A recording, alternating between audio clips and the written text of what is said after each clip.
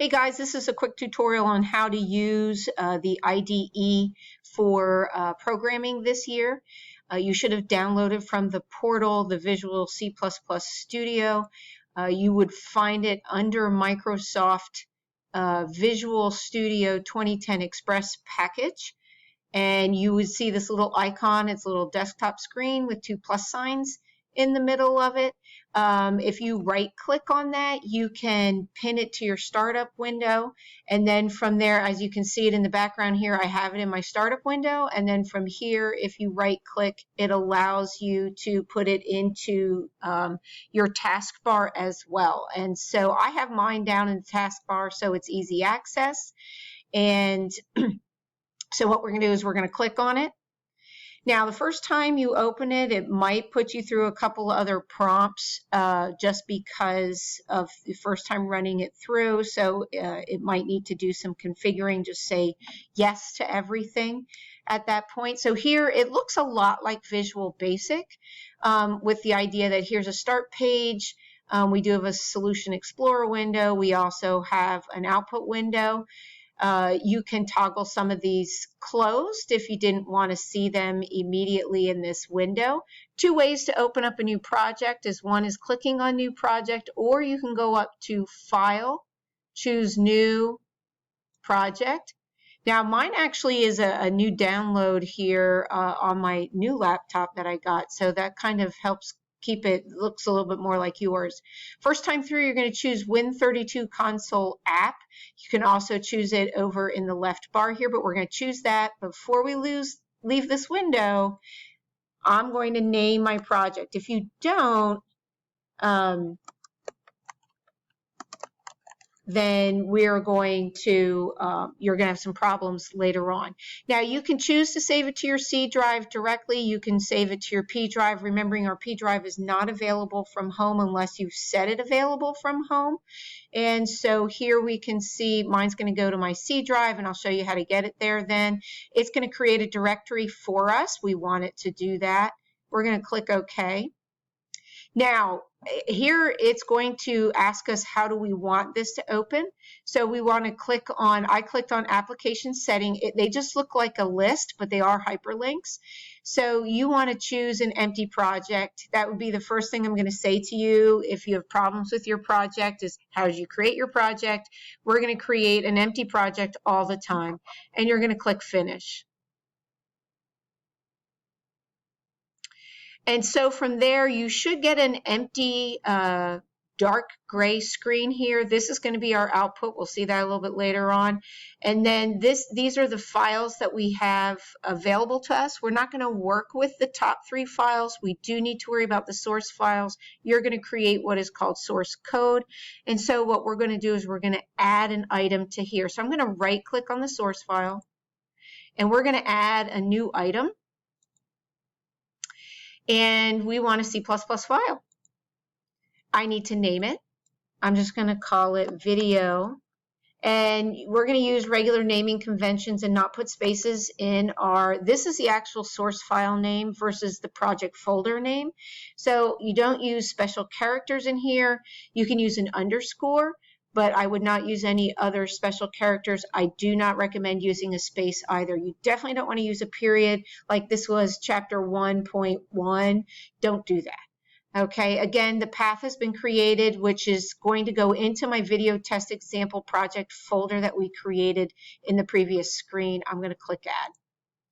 And so what it's going to do is it's going to create this empty space for us. Now, this is a typing space. So this is one that allows me to bring an empty project in. Now, it is a .cpp file. You can actually create Notepad files and include them, and I'll show you how to do that at another point. But in here, then, I can start typing. I'm going to type just a basic program that allows me to print to the screen a set of values. And so some of these things we'll learn shortly. You must have in every program. Some students make a habit of just making a copy and paste in document like we did last year in Computer Programming 1, where you guys just created, like our module template and things like that. So, and we'll talk about this a little bit later on, but I just wanted you to have an idea how to create, and open up your project. So a couple key pieces that we have to have in our program. And so I'm going to include these. I don't always need these. This environment's requiring it. I just never took the time to override some of the basic properties. I don't want that semicolon there. Well, I'll print in front of it. And so that's why we need our system pause here. So everything, though, all of our code's going to go up here. You don't have to worry so much about this part, but I just want to share some things with you in terms of running so that you understand how this is going to work. So here I have a set of code. This simply is going to display for me hello world to the screen. And so up here is the run button.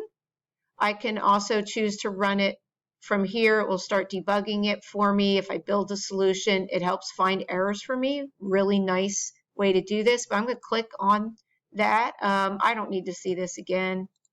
So it's just asking, do I want to compile it first? Yes, it will always compile it anyway. So here, this is what all your output's always going to look like. It will create a scroll bar as needed. So some of our programs will be extensively long. It will automatically give you the press any key to continue, and it will shut the window. I'm just going to get that hello world on a second line. I wasn't thinking about that.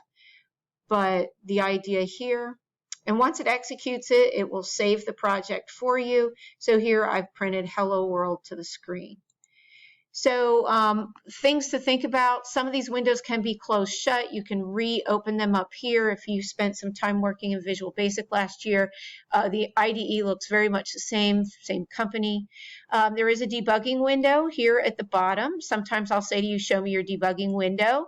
And it will show some errors. So let's say I forgot a semicolon here and I try to execute it. It's telling me I have some build errors, but I'm going to let it go anyway. Here it worked. What it did is it ran the last good compile. So it looks deceiving. But if I look in the debug window here, actually I'll look in the build window. It built with an error. It tells me that it built with an error. It's got a missing semicolon. Sometimes the errors that it tells you are not necessarily the correct errors. That's where it's found its first error. So it's telling me somewhere in my program I had an error. Squigglies also appear like you would in a Word doc, like for a spelling error, punctuation error. So the compiler will do some of those basic things for you. So my program will rerun. Yes, it did rerun in the middle, but it ran the older version, and so sometimes it is deceiving for us. In another video, I will show you certainly some other aspects. Now, I'm going to open a program. I'm going to bring in a program that already exists. So I have to get rid of this existing code. So I'm going to remove this existing code. So I'm going to remove it.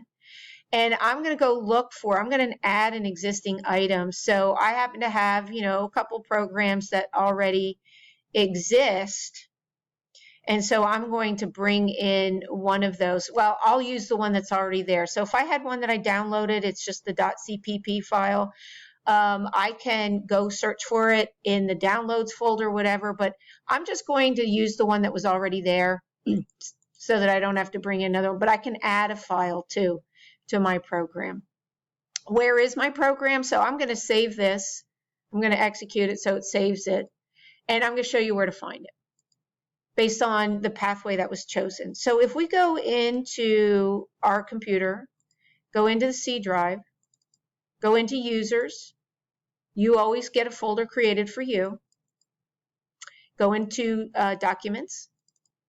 Go into Visual Studio. This folder pathway was created when you created your project. That's why I didn't override it. Projects. And this was my video test example. So I'm going to open up the folder. And you want to execute the .sln file.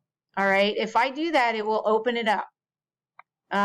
First time through, I have to do this because it's a new laptop.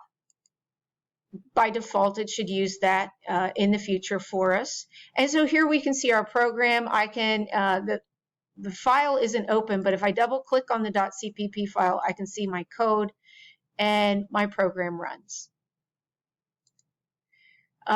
If you ever have to send me code, you extract from the folder just the .cpp file. You do, this is unlike Visual Basic where you had to send me the entire project folder because it had all the GUI stuff and everything with it. You only have to send me the .cpp file in an email. If I ask you to submit a project, you're only submitting the .cpp file, not the entire project. Okay, you can also, so I'm going to close the environment here. You can also, so when I open up C++,